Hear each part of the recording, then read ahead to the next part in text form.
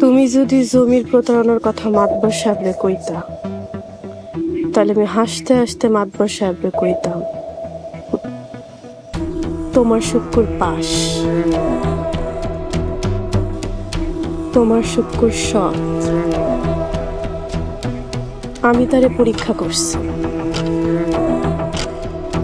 মাতবর সাহেব আমার উপর রাগ করা তো দূরের কথা, বরং আমার কাছে খুশি হই।